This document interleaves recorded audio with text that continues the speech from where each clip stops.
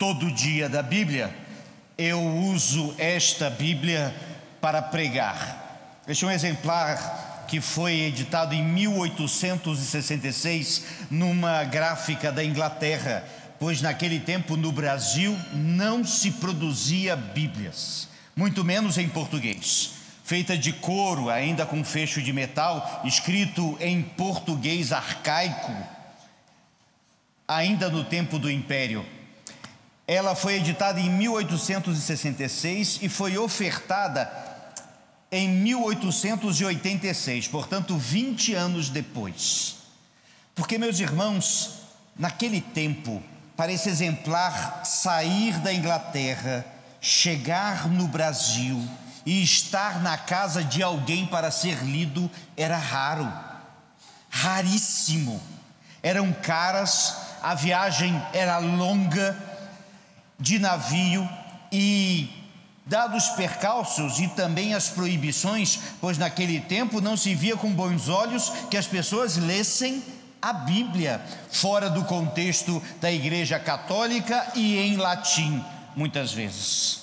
Mas, meus irmãos, Deus chamou homens, mulheres, servos seus para produzirem essas escrituras, para atravessar os oceanos, para chegar no Brasil. E assim, o trabalho dos chamados colportores, aqueles que traziam a Bíblia ou para dar ou mesmo para vender os exemplares, foram aqueles que abriram os caminhos para os missionários, que quando chegaram aqui, alguns tinham em casa, às vezes, muitas vezes trancado, um exemplar da palavra de Deus. E é por isso, meus irmãos, que no dia da Bíblia nós podemos louvar a Deus, porque hoje nós que temos em nossos celulares, em nossas mãos, em várias versões, em línguas mais clássicas, outras mais usuais, é extraordinário ter em mãos a palavra de Deus. E é por isso que hoje, meus irmãos, queremos refletir de uma forma diferente para lembrar da importância da Bíblia. O faremos tanto pela manhã quanto à noite. À noite vamos tratar do Salmo 23, em várias camadas que o Salmo tem. Mas agora pela manhã, e para provar o poder de Deus e o maravilhoso trabalho das Escrituras e como ela é a palavra de Deus, resolvemos pegar de base uma simples pedra e provar o que Deus pode fazer com uma simples pedra na mão daquele que está debaixo da vontade de Deus. E por isso vamos fazer uma viagem nas Escrituras para compreender como uma simples pedra pode fazer tanta diferença na história e na nossa também. E lembrando, se com uma simples pedra isso foi possível, imagina com pessoas, com vidas e cada um de nós. Vamos começar com um texto que nos inspira e vamos voltar a ele no final. Evangelho de Mateus, capítulo 28, versos 1 e 2. E vocês notem que eu sempre uso a expressão, vamos abrir as nossas Bíblias.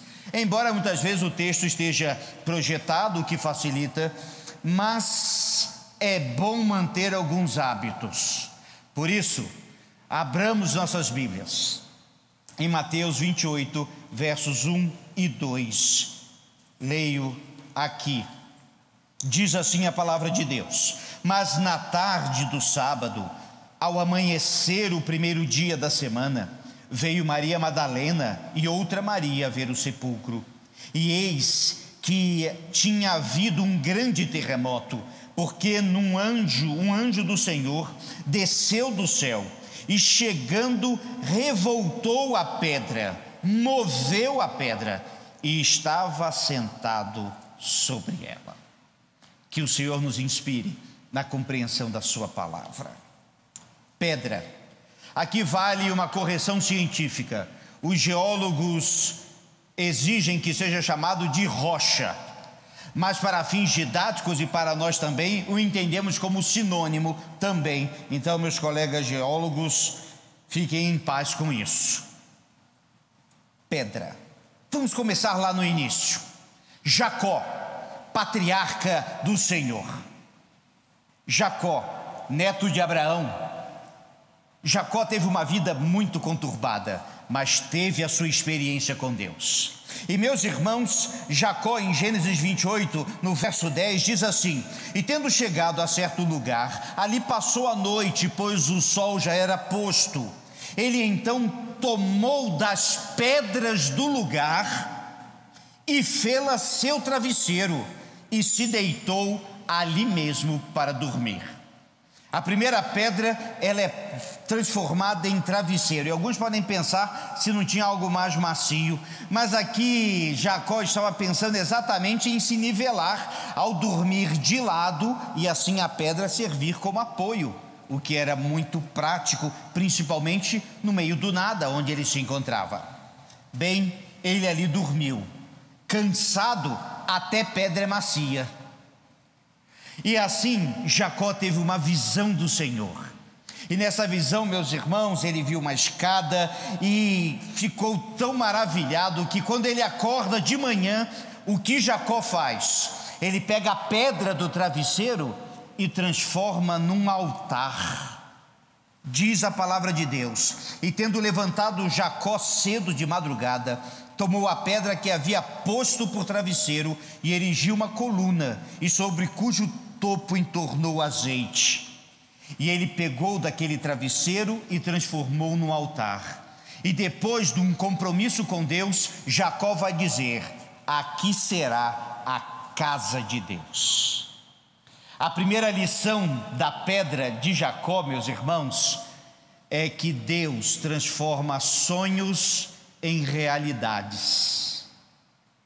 E por isso ele precisou dormir para depois transformar na casa de Deus. E ali naquele lugar, anos depois, seria levantado o templo do Senhor. E por aquele lugar, anos depois, Jesus Cristo haveria de passar. E tudo começou com um sonho, com uma pedra a apoiar. Bem, mas a Bíblia ainda é maravilhosa. E os 10 mandamentos, meus irmãos, foram escritos em quê? Pedra. A impressora divina aqui foi muito tradicional, porque era preciso colocar uma mensagem que ficasse por muitos anos. E escolheu Deus pedra para colocar os 10 mandamentos ali. E foi assim que fez. Deus disse a Moisés: sobe a mim no monte e fica lá, e dar-te-ei tábuas de pedra, e a lei e os mandamentos que escrevi para ensinarem. O primeiro livro escrito em hebraico foi em pedra, e foi feito para ensinar o povo cada vez mais. E por isso a importância dos ensinos. E eu lembro dessa história ainda mais marcante, que Moisés desce com aquele texto escrito por Deus.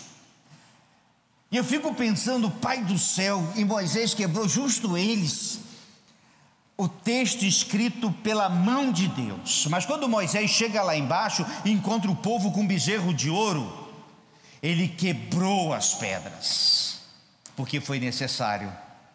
Deus então manda que Moisés pegue outras tábuas de pedra, e agora ele teria que escrever nelas os 10 mandamentos.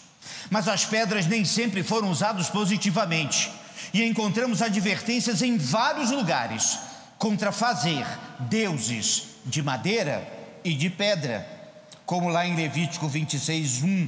Não fareis para vós outros ídolos, nem vos levantareis imagem de escultura, nem coluna, nem poreis pedra com figura na vossa terra, para vos inclinares a ela, porque eu sou o Senhor.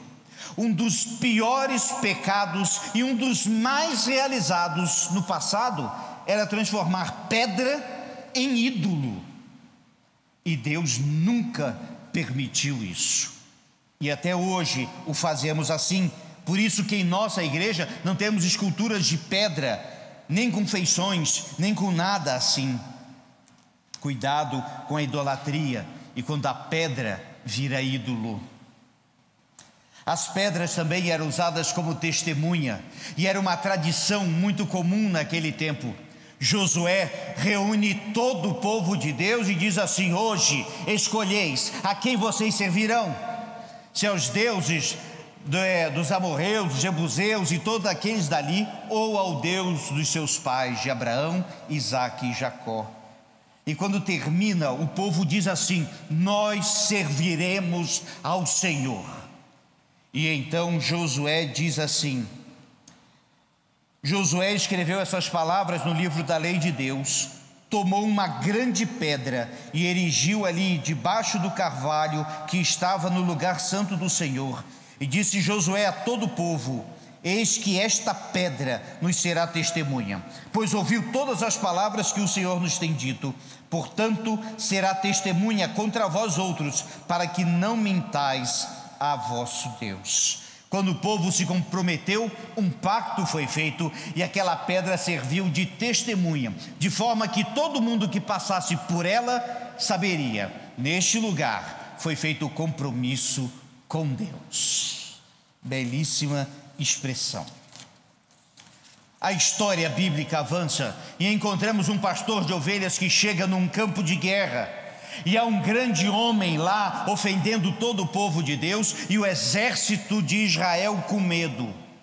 Esse jovem pastor, Davi, o seu nome, ele vai diante do gigante Golias, e eu quero lembrar que Golias tinha uma espada grande, feita de metal, pesada e extremamente afiada.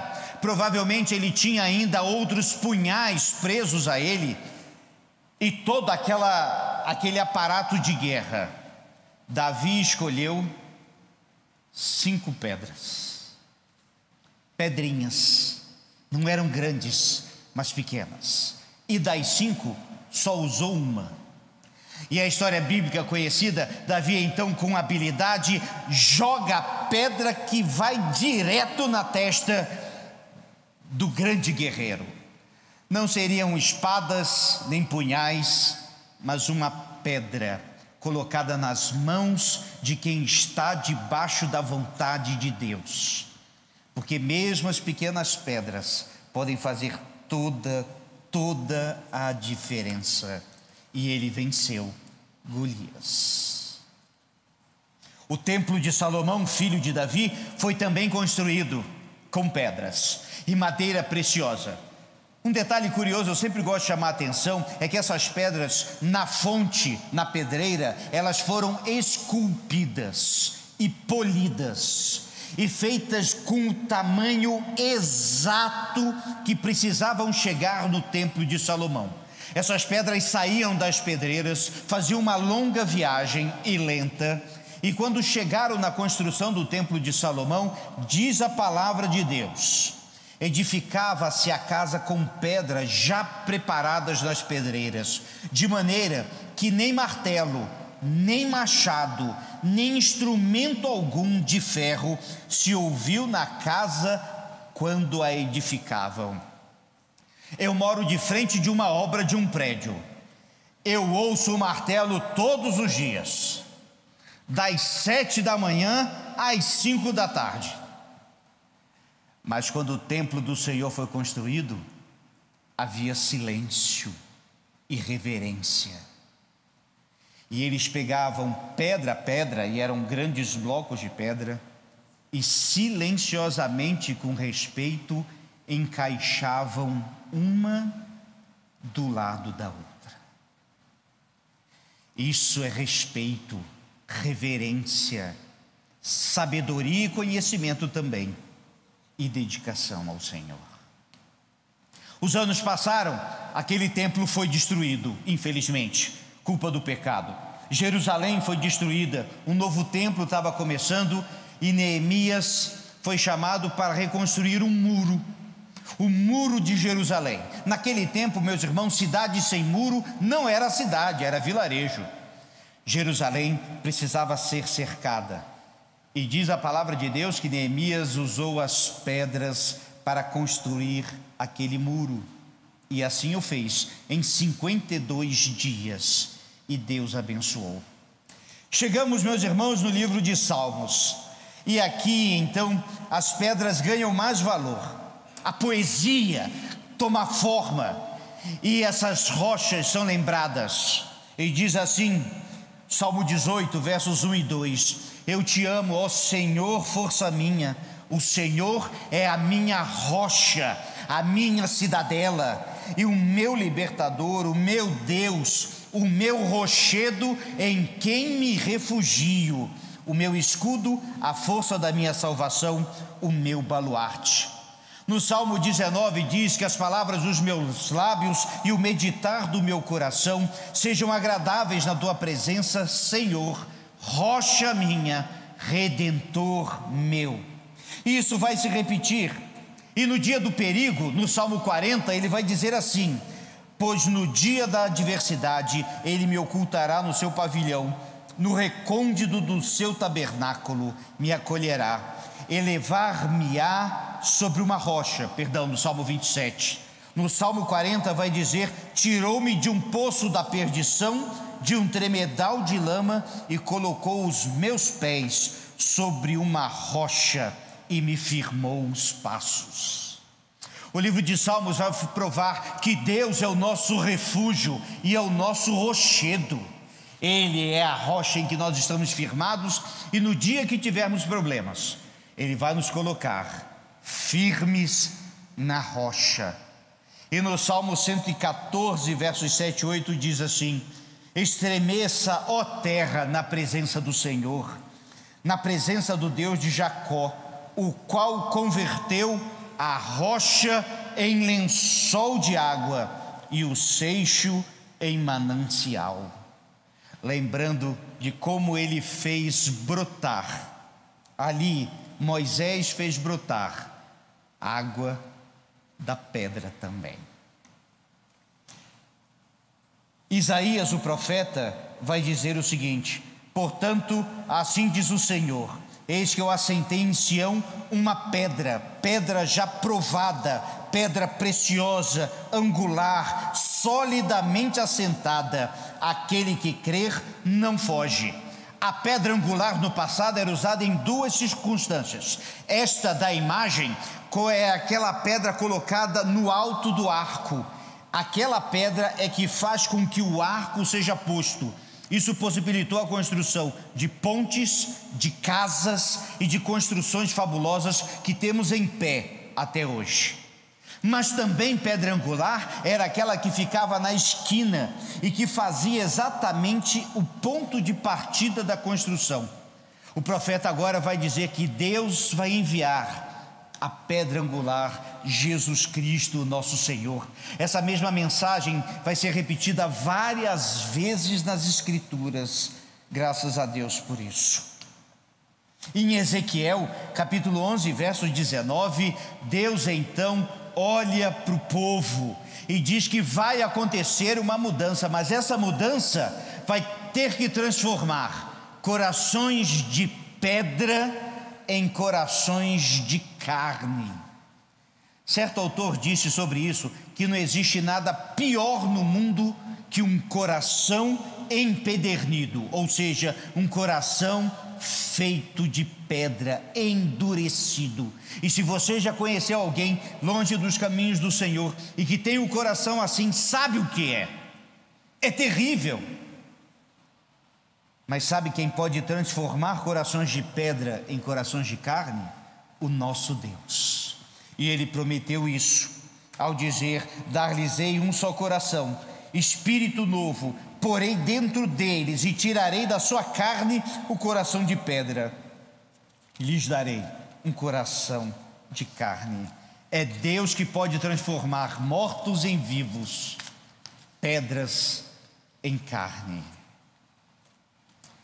Bem, chegamos no Novo Testamento, e as pedras também contam muitas histórias lá, e começa no início. O diabo, no dia da tentação, a primeira tentação que ele faz é a seguinte: Jesus com fome, ele desafia Jesus: por que não transforma essas pedras em pães? Jesus poderia fazê-lo, isso não é problema. Mas o que estava em jogo ali não era a fome de Cristo, era a vitória contra o mal. e ele vai vencer a tentação e não vai transformar pedras em pão, mas vai se sacrificar um pouco mais para provar a todos nós que é possível vencer a tentação. Mais adiante, Pedro, diante dos discípulos de Jesus e do próprio Cristo, Cristo pergunta a Pedro: Pedro, quem dizem que sou? E Pedro responde, uns dizem que era João, outros que é um profeta. E Jesus vai a Pedro e pergunta: e você? Quem você diz quem eu sou? E ele responde: tu és o Cristo, o Filho do Deus vivo. Pedro significa pedrinhas, esse nome. E Jesus vai fazer um trocadilho com o nome de Pedro para falar daquela afirmação. E ele vai dizer: muito bem você falou, Pedro, e sobre esta pedra edificarei a minha igreja. Esta pedra não é Pedro, esta pedra é a afirmação de Pedro: tu és o Cristo, o Filho do Deus vivo. E é sobre esta afirmação que esta igreja também está firmada, e a igreja do Senhor, pedra viva, como veremos mais adiante. O primeiro milagre de Jesus, meus irmãos, foi um casamento, mas as pessoas só lembram da água transformada em vinho. Mas um detalhe é que aquela água estava em 2 talhas de pedra, que eram na realidade grandes recipientes que não se moviam a propósito, que poderiam conter entre 80 e 120 litros de bebida. E naquelas talhas de pedra, Jesus vai se transformar água em vinho. Mais adiante, Lázaro, seu amigo, é morto, e está morto já há 3 dias. E Jesus, quando chega lá, encontra Maria aflita, Marta aflita, toda aquela situação, e ela dizendo: se chegasse antes, já tinha resolvido. Mas Jesus olha para elas e dá uma ordem curiosa: tirai a pedra. Eles vão questionar Jesus. É interessante como às vezes Jesus quer fazer a obra em nós e a gente ainda questiona com ele. Jesus diz: tirai a pedra, e elas dizem: não, está cheirando mal. Jesus vai insistir: tirai a pedra. E eles movem, e Lázaro sai vivo dali. Graças a Deus por isso. A ordem de Jesus foi clara, mesmo quando todo mundo acha que não. Jesus também move pedras e dá vida. No Getsêmani, para mim um dos momentos mais preciosos das Escrituras, Jesus vai orar a um tiro de pedra. Diz a palavra de Deus, seus discípulos estavam reunidos ali, pegou mais ou menos um tiro de pedra e foi lá orar. E naquele lugar Jesus se ajoelhou e orou por cada um de nós, e suou gotas de sangue. As cartas de Pedro, que vai citar várias vezes que Jesus é exatamente essa pedra de esquina, pedra fundamental da igreja. Ele vai dizer assim, que Jesus é essa pedra viva, chegando-vos para ele a pedra que vive, rejeitada assim pelos homens, mas para com Deus eleita e preciosa. Cristo é o fundamento da nossa fé e de toda a vida espiritual. Ele é que dá vida ao que estava morto, ressuscita aquele que estava morto, que dá perdão e transforma. Ele é a pedra viva e nos torna pedras vivas. Continuando o texto de Pedro: também vós mesmos, como pedras que vivem, sois edificados casa espiritual, para ser de sacerdócio santo, a fim de oferecer de sacrifícios espirituais agradáveis a Deus, por intermédio de Jesus Cristo.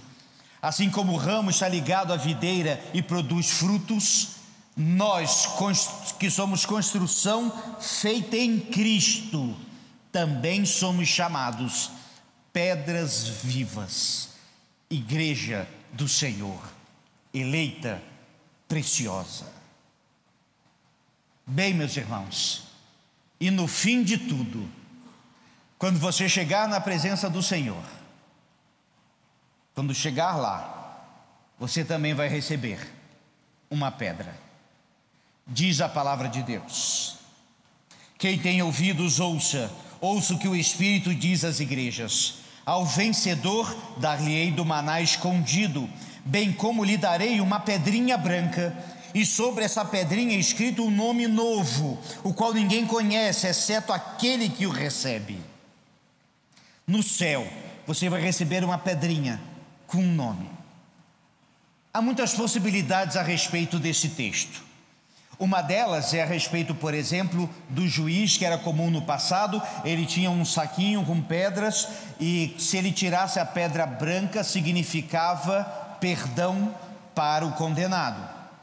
Mas há um outro que eu creio que se aplica melhor a esse texto, por causa da expressão ao vencedor. Aos vencedores das Olimpíadas, dos jogos muito comuns naquele tempo, um dos prêmios era exatamente uma pedra com o nome dele gravado. Com essa pedra, ele era o cartão de acesso para vários lugares naquele tempo. Que como prêmio, ele passava a fazer parte da nobreza. Ele poderia entrar em todos os lugares de graça. Ele tinha perdão de impostos a vida inteira. Tudo por conta daquela pedrinha que ele carregava como prêmio que recebia.